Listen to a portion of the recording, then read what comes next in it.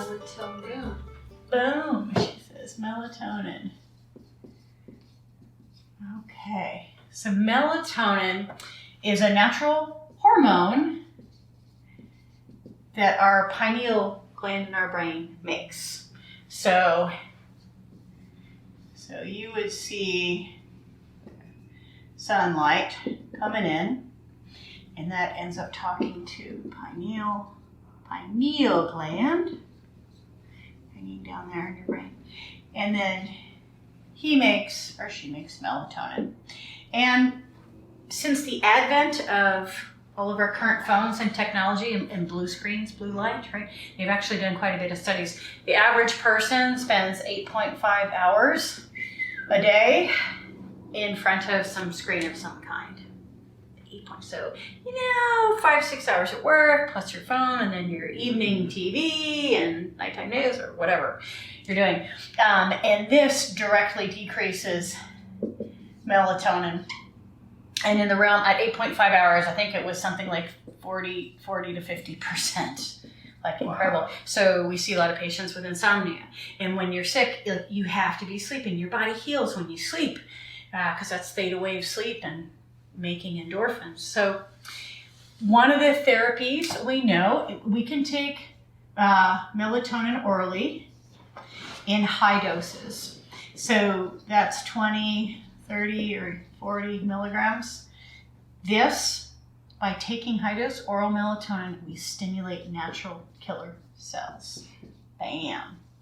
So we have different parts of our immune system that are kind of like our surveillance or our cops on the beat that talk to our armies that we can make out of our, say, bone marrow, our lymph nodes. So natural killer cells are part of these first-line therapies that are going out there and part of your surveillance, right? We want to find these tumor cells or rogue cancer cells. And boy, natural killer cells are one of the best kinds to do it in terms of how they're equipped.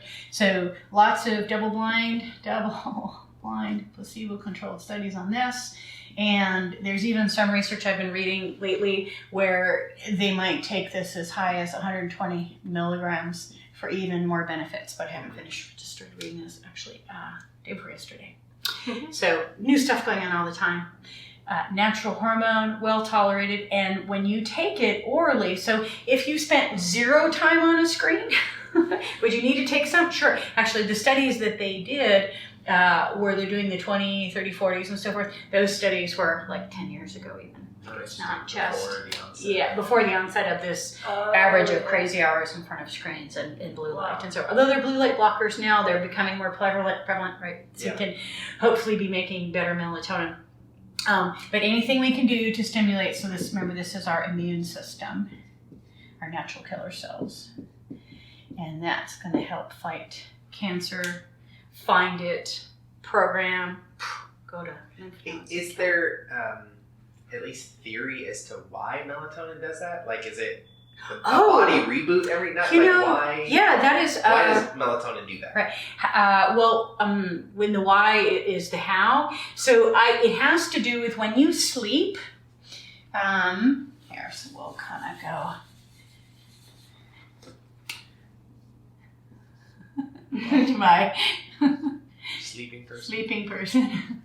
So when you sleep at night and you're in REM sleep, this is theta wave sleep. Okay. When you're in theta wave sleep,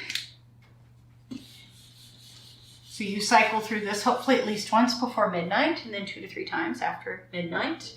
Kids a little bit more. When you're in REM sleep, you are stimulating your mu-enkephalon receptors in your brain. So imagine that all up here in your brain, right, of course, in different cortical matter and gray matter, you have different receptors of all different kinds, NMDA receptors and this and that. But there's one called your mu-enkephalon receptor.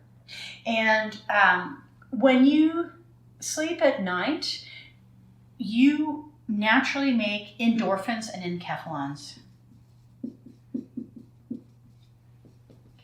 And these are our God-given natural anti-inflammatories for anything and everything in your body.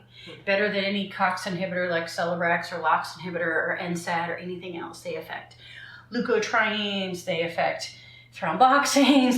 They are anti-inflammatories for all these pathways because they're the number one anti-inflammatory your body makes naturally. And it's the mu enkephalon. The mu enkephalon receptor that gets stimulated and creates endorphins and enkephalons. So if your melatonin is low, you're not getting as much REM cycle, right? And then you don't have as much theta wave or better quality of sleep. Your endorphins and enkephalons production while you sleep is going to be decreased. And these equal anti-inflammatory to an incredible degree. Actually, I know it's not on your list, but this is where we use low-dose naltrexone. Mm-hmm.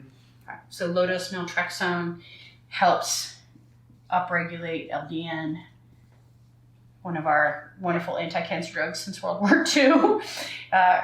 So you make 100 to 300% more anti-inflammatory while you sleep. So we love it. Yeah. And inflammation promotes cancer, not just initiation, but cancer cell growth, spread, metastasis.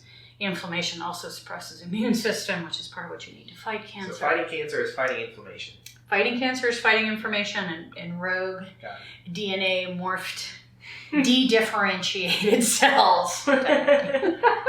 Yeah. So in a nutshell then, to just recoup, melatonin, natural hormone, you can take it orally in high doses, and they're studying even higher doses, helps your immune system fight cancer, and part of that process is better quality and anti-inflammatories that you naturally make while you sleep. So it's just like kind of like a like how can you mess with that? So if I take melatonin, is my body gonna like down-regulate how I produce melatonin? So I'm gonna get hooked on melatonin and then not be able to sleep if I don't take melatonin? So your body goes through pulsatile creation of melatonin. When you take it orally, so in terms of saying its half-life, like how long it's in your system, and what you're taking orally as a natural hormone is like what you make. So let's say you take it orally before you go to bed to try and help you get to sleep, then within 3 to 4 hours you process through that and your body's going to make another pulsatile dose. So there are some patients who are try hard enough where they might set their alarm in the middle of the night, wake up and take more, but if you're already asleep, well. But I do have some patients who've tried that. So no, it's not addictive. It's not going to override or supersede your body's natural creation. And if you're spending any time on your digital devices, you need more anyway, especially if you're watching TV before you go to bed at night. Please don't do that. Read a book. Read poetry to your loved one. I don't know. Read like Good Night Moon to your kids. Please don't watch the 10 o'clock. TV. The 10 o'clock news or play whatever. Right? What's it? Wordscapes. Everybody loves words. That's all my patients in the IV room playing Wordscapes. Yeah. Let your brain come down naturally and get good REM sleep. So no long-term negative impact of taking higher doses of melatonin to get these benefits, but nothing that I've seen that's been studied yet. Hopefully, especially in this one training, wow, if that upregulated it even more with no negative long-term side effects, that'd be great. So great. Very cool.